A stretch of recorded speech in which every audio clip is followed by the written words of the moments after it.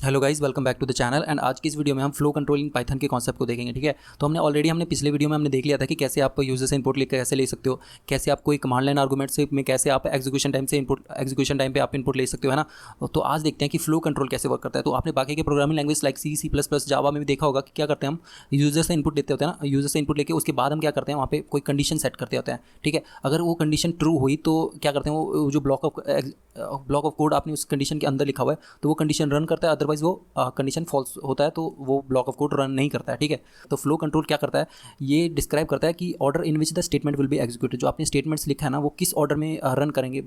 ठीक है, तो इसके लिए हमारे पास पाइथन में अराउंड 3 टाइप के हमारे पास ये फ्लो कंट्रोल स्टेटमेंट्स है, जिनका नाम है कंडीशनल, ट्रांसफर और इटरेटिव। तो हम सबसे पहले कंडीशनल स्टेटमेंट्स देखते हैं। ठीक है, कंडीशनल स्टेटमेंट्स में हमारे पास आ जाते हैं इफ़ एलिफ और इफ़ एलिफ एल्स, ये। ठीक है, तो इफ़ कंडीशन सबसे पहले क्या करता है, अपने बाकी के प्रोग्रामिंग लैंग्वेज में भी देखा होगा कि इफ़ क्या करता है, इसमें हम कोई कंडीशन सेट करते हैं ना। अगर वो कंडीशन ट्रू हुई तो ये वो ब्लॉक ऑफ कोड चलता है, उसके बाद अगर वो फॉल्स हुई तो वो ब्लॉक ऑफ कोड नहीं चलता है। ठीक है, बेसिकली अब मैं यहाँ पे क्या कर रहा हूँ, इस प्रोग्राम में मैंने यूज़र से कोई एक इनपुट मांगा कि आप कोई नेम बताइए हमारे को। ठीक है, तो जब भी अगर नेम में सचिन प्रोवाइड करता है तो ये चलेगा कि hello Sachin you are late. अगर सचिन के अलावा यूज़र कोई और नेम देता है तो इसमें प्रिंट होगा कि हेलो उसका नाम जो आप प्रोवाइड करोगे उसके बाद हाउ आर यू, बेसिकली ये मैसेज आएगा। ठीक है, तो मैं इस कोड को रन करता हूँ और अब देखिए आउटपुट क्या आता है।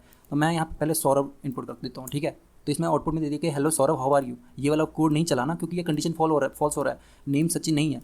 और वही मैं यहाँ पे अब सचिन डालता हूँ तो ये देखिए वो स्टेटमेंट ट्रू हो रहा है और यहाँ पे आउटपुट में आ गया hello Sachin you are late. ठीक है, ये कोड चला, क्योंकि ये वाला जो ब्लॉक ऑफ कोड है ये हमने ये लूप के बाहर लिखा हुआ है ना, ये तो हमेशा ही रन करेगा। ठीक है, इसके बाद हमारे पास इफ़ एल्स। तो इसमें ये होता है कि अगर एक कंडीशन, हमने इसमें मल्टीपल कंडीशन सेट किया है कि अगर एक कंडीशन यहाँ पे फॉल्स होती है ना तो आप इस एक्शन 1 को नहीं रन करोगे, एक्शन 2 को रन करोगे। ठीक है, तो लेट मी शो यू कि अगर क्या किया मैंने फिर से वही यूज़र से इनपुट मांगा है कि आप कोई नेम प्रोवाइड कीजिए। अगर यूज़र यहाँ पे नेम में सौरभ प्रोवाइड करता है तो मैं इस ब्लॉक ऑफ कोड को रन करूँगा कि hello Saurabh you are late. Otherwise अगर सौरभ नहीं प्रिंट करता है ना, सौरभ अगर यूज़र इनपुट नहीं करता है नेम में, तो उसके बाद ये प्रिंट करेगा हेलो उसके बाद जो नेम होगा यू आर अर्ली। तो ठीक है, इसको मैं रन करता हूँ और मैं यहाँ पे सौरभ के अलावा ना कुछ और प्रोवाइड करता हूँ, सचिन प्रोवाइड करता हूँ। तो देखिए आउटपुट में क्या आएगा, hello Sachin you are early.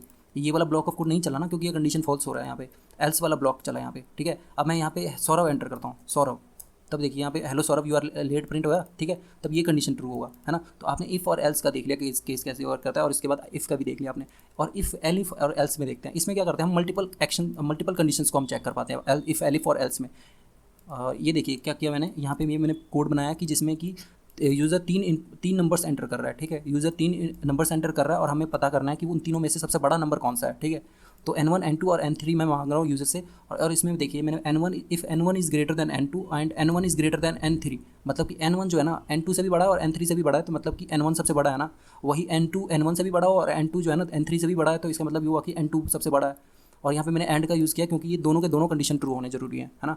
तो यहाँ पे मैं एंटर करता हूँ, मैं 10 12 15 एंटर करता हूँ, सपोज 10 12 15। ठीक है, तो ये देखिए बिगेस्ट नंबर मेरे को 15 दे दिया, और ये इसमें N3 मतलब N3 वाला ये वाला केस, एल्स वाला केस ट्रू हुआ है यहाँ पे। ठीक है, बिगेस्ट नंबर इज़ N3 15, क्योंकि मैंने लास्ट में सबसे 15 डाला ना।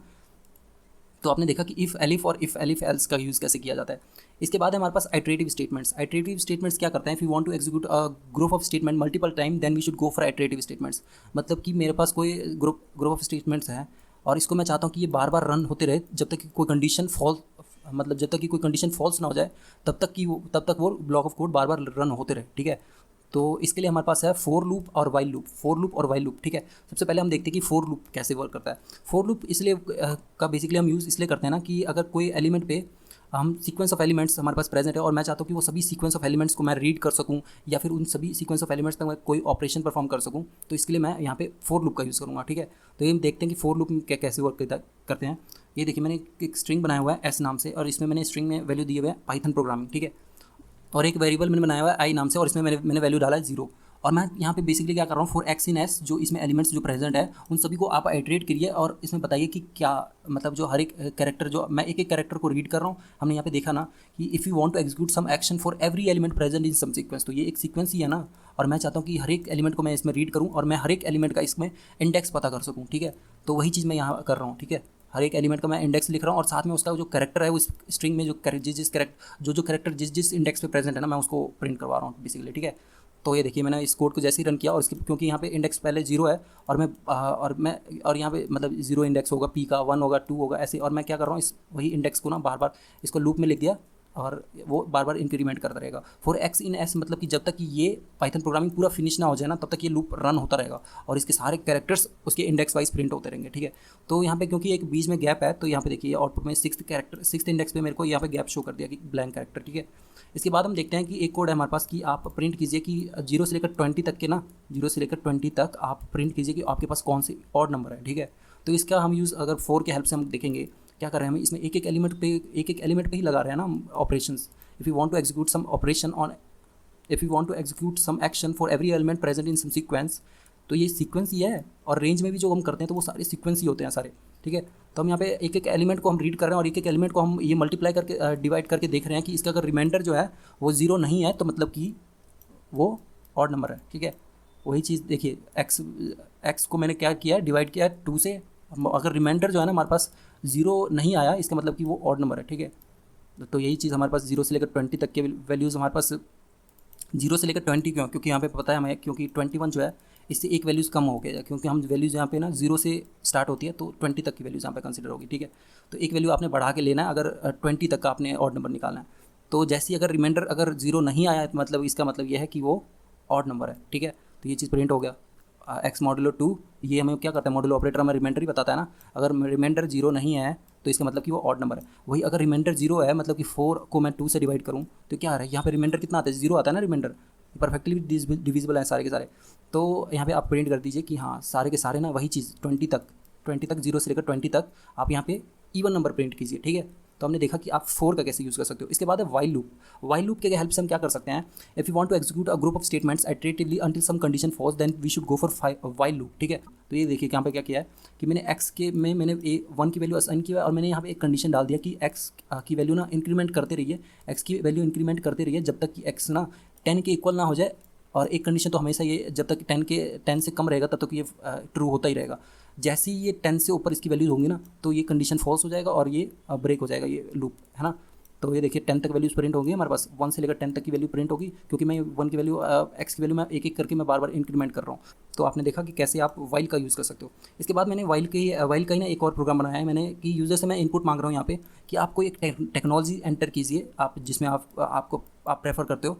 और मैं बेसिकली इसमें रिक्वायरमेंट मेरी है कि मैं सिर्फ पाइथन प्रोग्रामिंग वालों का ना प्रेफर करूँगा, ठीक है।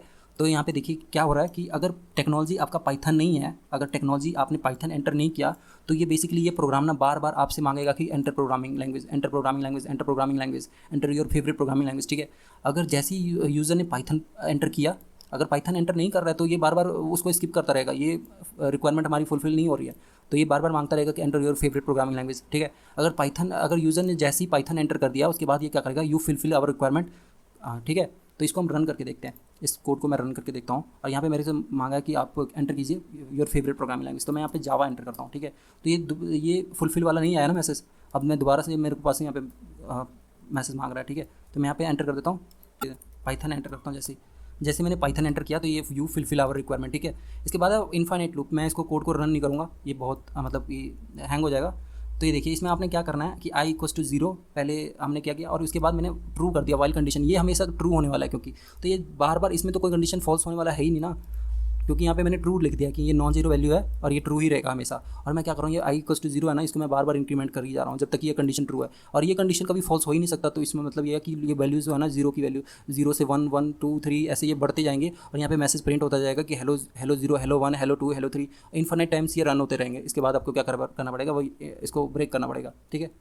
तो इसके बाद हमारे पास ट्रांसफर स्टेटमेंट्स, हमने देख लिया कि कैसे आप वाइल लूप का यूज़ कर सकते हो, कैसे आप फॉर लूप का यूज़ कर सकते हो। इसके बाद हमारे पास ट्रांसफर स्टेटमेंट्स में हम क्या करते हैं, ब्लॉक ऑफ कोड को एक स्टेटमेंट से बेसिकली दूसरे स्टेटमेंट्स पे ट्रांसफर कर रहे होते हैं, ठीक है।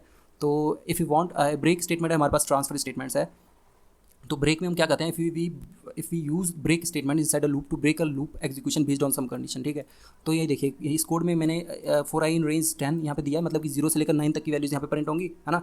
और अगर वैल्यू i = 6 पे आती है तो आप इस लूप को ना ब्रेक कर दीजिए, मतलब कि आगे का वैल्यूज हमें चाहिए ही नहीं, ठीक है, वो लूप को ब्रेक कर देना है। तो यहाँ पे देखिए आउटपुट में क्या आएगा, 0 से लेकर 5 तक वैल्यू आई और यहाँ पे here we are going to break execution, मतलब कि आगे का इनपुट इसने कंसिडर ही नहीं किया। अगर ब्रेक नहीं डालते वही, तो ये देखिए अगर ब्रेक नहीं डालते तो ये इसने ये प्रिंट स्टेटमेंट्स तो प्रिंट किया ही, अगर ब्रेक नहीं डालते तो ये 0 से लेकर 9 तक वैल्यू प्रिंट होगी। और वही कंडीशन मैंने डाला इसमें इफ़ आई इक्वल्स टू 6, तो उसके बाद वो कंडीशन ब्रेक हो जाए, ठीक है।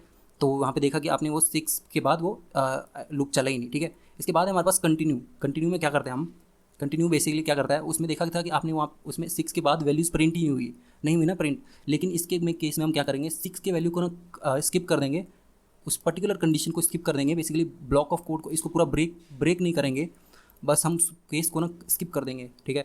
If we can use this continue statements to skip the current iteration and continue to the next iteration, मतलब कि स्किप कर देना उस पर्टिकुलर एट्रेशन केस को, और उसके बाद बाकी के एट्रेशन से नेक्स्ट एट्रेशन चलते रहेंगे, ठीक है। तो जैसे मैं इसको रन कराऊँ तो यहाँ पे देखिए 6 वाला जो है ना, यहाँ पे ये वैल्यू यहाँ पे स्किप हो चुका है, क्योंकि इफ आई इक्वल्स टू 6, तो उसको स्किप करके बाकी का कोड रन कर दीजिए। वही आपने इसमें देखा था कि यहाँ पे ब्रेक हो रहा था हमारे पास, है ना। और इसके बाद हमारे पास पास का मतलब यही है कि आप इसमें कोई टास्क नहीं कर रहे हो बेसिकली पाइथन की में कभी कभी हमें ऐसे रिक्वायरमेंट्स भी आ जाते हैं कि जिसमें हम एक एम्प्टी ब्लॉक ऑफ कोड लिखते होते हैं जिसका कि कोई टास्क नहीं होता है, लेकिन हम उसको कोई फ्यूचर में उसमें उस ब्लॉक ऑफ कोड में कुछ टास्क लिख रहे होते हैं, लेकिन एट प्रेजेंट हमें पता नहीं कि वो ब्लॉक ऑफ कोड क्या करेगा। तो मैं उसमें ना ऐसे ब्लॉक ऑफ कोड में मैं पास कीवर्ड का यूज़ करूँगा जिसका कि कोई टास्क नहीं होता एट प्रेजेंट, ठीक है। If any block is required which won't do anything then we can define that empty block with a pass keyword. तो पास एक कीवर्ड है और यहाँ पे मैंने एक फंक्शन बनाया M1 के नाम से और मैंने इसमें पास डिफाइन कर दिया। मे बी इन फ्यूचर मैं इसमें कोई यूज़ करूँ M1 का, ठीक है। तो इसको मैंने जैसे ही इसको मैंने कॉल किया तो मेरे पास आउटपुट में यहाँ पे नन प्रिंट हो गया, ठीक है। तो हमने ये सारे आज हमने देख लिया कि हमारे पास कौन से स्टेटमेंट्स है फ्लो कंट्रोल में। हमारे पास कंडीशनल, ट्रांसफर, इटरेटिव स्टेटमेंट्स है ना सारे। अगर आपको ये वीडियो समझ आया हो तो प्लीज़ अपने दोस्तों के साथ शेयर करें, चैनल को लाइक एंड सब्सक्राइब करें। Thank you.